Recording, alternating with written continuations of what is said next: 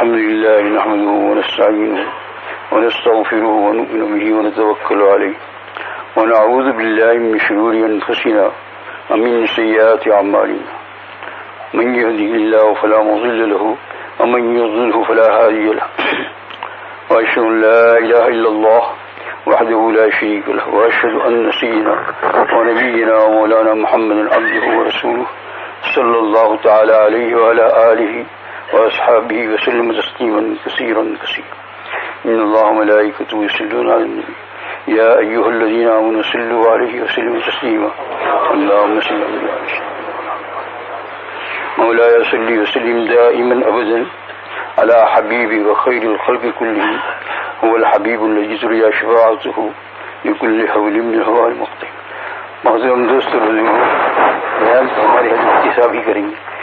یہ 5 منٹ شاید عزت افزائی کے لیے یا پتہ نہیں کس کے لیے مجھے بھی کہہ دیا کہ تو بات اصل میں جو کروں گا وہ کوئی باز اور تقریر نہیں ہے.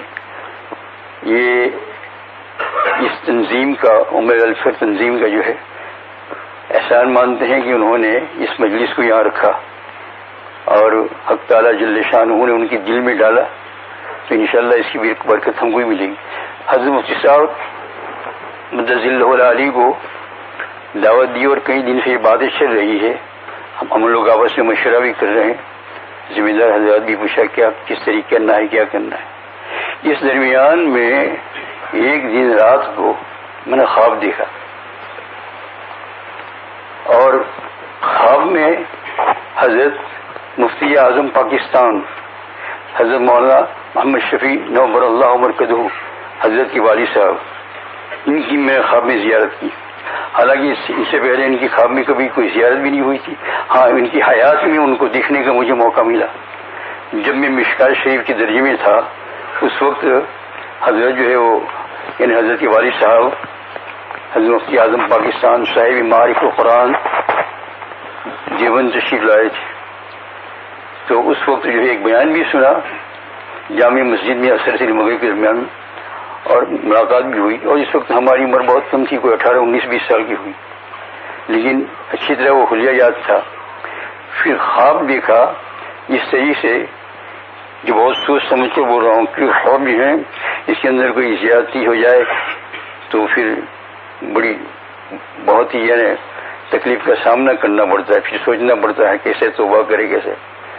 اس طریقے سے دیکھا کہ جیسے کہ یہ مسجد ہے اور مسجد کے اوپر کا حصہ ہے، یعنی یہ نہیں دیکھا تھا، مثال دے رہا ہوں تمثیل. حضرت مفتی صاحب اوپر ہیں، یہ مفتی اعظم پاکستان جن کی میں نے خواب میں زیارت کی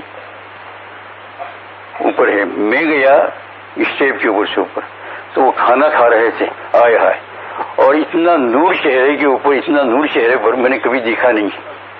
اتنا کپڑے ٹوپی سے لے کر پاؤں تک بالکل سفید رنگ تو میں نے دیکھا، لیکن دنیا کے اندر میں نے کبھی ایسا رنگ سفید دیکھا نہیں، کبھی بھی نہیں دیکھا، سچ ایسا دیکھا نہیں. یعنی یوں معلوم ہو. تو پھر میں بعد میں اٹھنے کے بعد جب سوچا تو میں نے کہا شاید جنت کا کپڑا ہوگا، ہے نا. اور بالکل سفید، اور لباس ہمارے اساتذہ کرام دارالعلوم دیوبند کے لباس تھا. وہ جس طریقے سے کرتا پہنتے تھے، اظہار پہنتے تھے، ٹوپی بھی ایسی. جیسے شاہ وسیع اللہ رحمۃ اللہ علیہ کو میں نے دیکھا تو وہ جو ٹوپی پہن رہے تھے اور چہرے پر اتنا نور ہے. وہ کھانا کھا رہے تھے تو کھانے کے اندر اتنی خوشبو آ رہی تھی، میں تو اس کو ہی دیکھ کر متحیر ہو گیا. پھر مجھے دیکھا میری طرف تو ہنسے، تو اس وقت جو ان کا نور اور بڑھ گیا. یہ تو اب خواب کی تعبیر دینے والے دیتے ہیں، ہم تو معبرین میں سے نہیں. میرا عزیز دوست بزرگ، بہت کم درجے کا آدمی ہوں، اللہ جل شانہ معاف فرمائے. خطبات کشمیری حضرت شاہ صاحب رحمۃ اللہ علیہ کی فرزند حضرت مولانا انور شاہ کشمیری رحمۃ اللہ علیہ، ان کا انتقال ہو گیا ابھی. یہ ہمارے اساتذہ کرام دارالعلوم. تو انہوں نے ایک کتاب میں نے پڑھا کہ اتنا سفید لباس اور ایک سبز گرین کلر کا، اس لباس میں جن کو دیکھو وہ یقیناً جنتی ہے. اور میرے کہنے کا مطلب یہ ہے کہ اس کام کی تائید کے لیے گویا اشارہ فرما رہے ہیں کہ اس کام کے لیے حضرت مفتی صاحب آ رہے ہیں، فرزند ارجمن ان کو پتہ نہیں کیا کیا دعائیں دے کر گئے ہوں گے. تو وہ بہت خوش ہے. یعنی مطلب یہ ہو گیا کہ تم اس کام کی تائید کرو, اس کو خوش نصیبی اپنی سمجھو.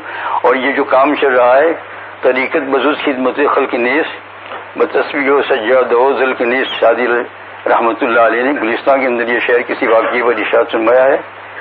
طریقت بجز خدمت خلق نیس تصویر سجادہ اور مسلم ہے, دین تو ہے, لیکن یہ کام تب آئے گا جب اللہ کی مخلوق کی خدمت کرو گی.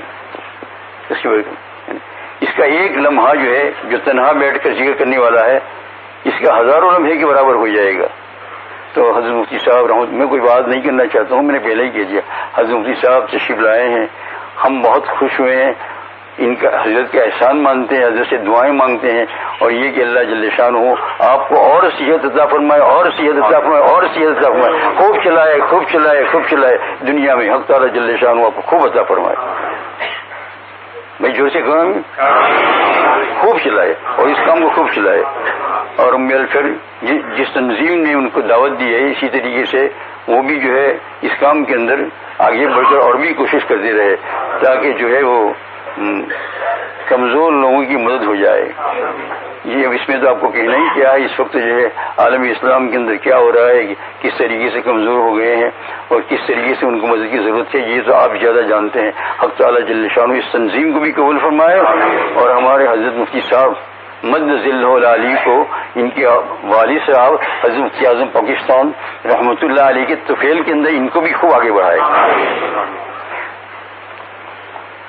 حضرت کہ پیر صاحب حضرت مولانا عبدالحی صاحب رحمۃ اللہ وہ بھی خوب ان کو دعا دے کر گئے ہیں, لیکن پھر بھی ہم لوگ بھی تو دعا دیتے ہیں نا کہ حق تعالیٰ جل شانہ خوب عطا فرمائے. بس ان کلمات کے اوپر میں ختم کرتا ہوں.